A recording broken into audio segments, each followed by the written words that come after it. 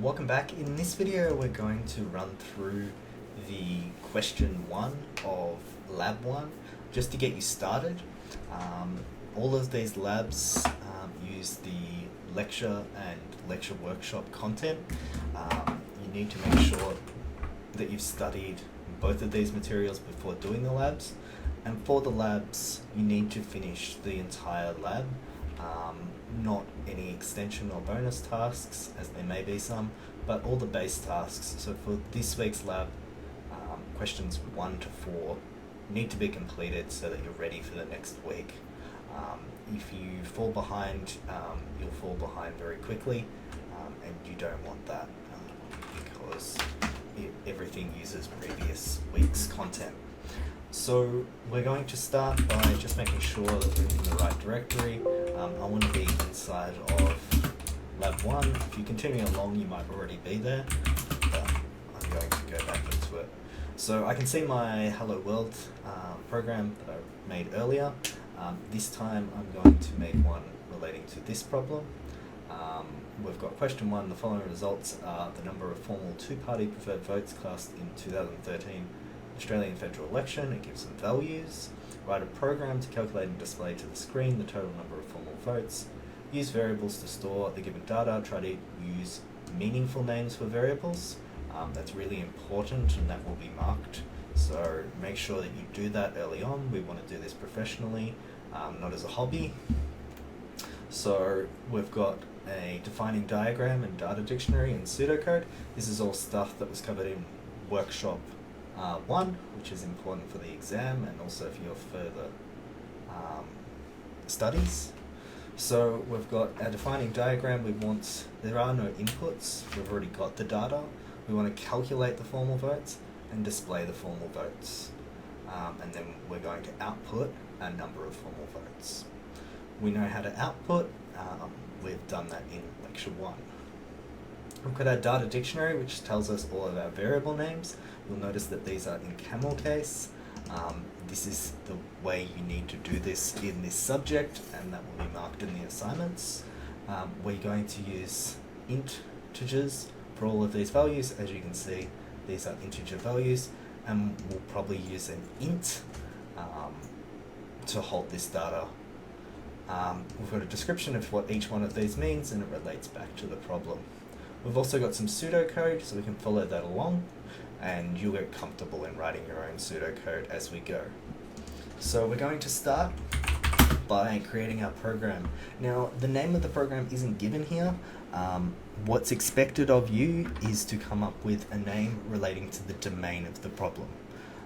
Don't call it question 1 or lab 1 Q1 or something like that.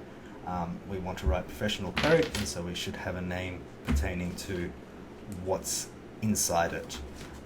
So I'm going to call it voting.java, as this reflects the domain of the problem. Notice that the V is capitalized, this is title case, and this is expected for all your classes. So we're going to go in, and we've got public class voting, and I'm going to add my main method by writing public static. Oh, we got a spelling mistake there.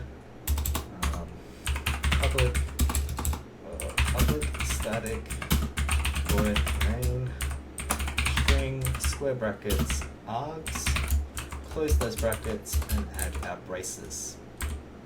Now, what I'm going to do now is I'm going to save and compile, and just make sure that line's right. You want to compile as often as possible. You do not want to go back. If you want to do this professionally, you really need to make sure that you understand this workflow, because if you're just trying to write big lots of code, you're not learning, and you're not doing this as a professional. You're just throwing out bunches of code, and it's just going to waste your time. So let's go save and quit, compile our code, and everything's fine. If it's not, then you'll know what the problem is. It's that single line. Fix it, recompile, and continue. This is really, really important. So we're going to introduce our first 2 variables. So we've got call it coalition votes. I'm following the data dictionary here and using the name that's given. If I had to create my own name, I would pick something similar, making sure that I use camel case, and then we'll give it the value 6818824. And that looks correct. And I'm going to also give it int labor votes, and that's going to be 6722277. Now we've got a little bit of code. I want to recompile it, make sure that that's right. This might seem like it's slow going backwards and forwards, but if you're doing this the whole time, you should be faster than not doing this. This should make you very quick in the real-time tests and when you're writing your assignments. Most of the time, if you're not doing this, is going to be spent looking for errors, and that's a waste of time. We don't have time for that. So get used to this loop. It might seem time consuming right now, but it will pay off later. Alright, so we're going to compile that. That works out fine. So we'll go back in. We'll go to the next line and we'll add our formal votes. Our formal votes is just the combination of those two. Okay, and we know that through our pseudocode. So we're just going to go coalition votes plus labor votes. Save and compile that. You'll notice that I'm not running the program yet. I don't have any outputs, so there's not much point to doing that. And I'm going to add my first output because we're displaying.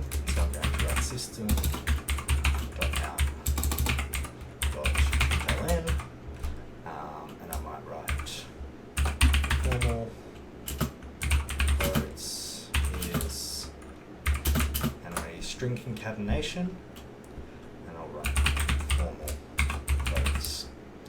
Okay, so all of this bit of code is covered in your lectures, so make sure that you both can understand it, explain the concepts, and also be able to write the code.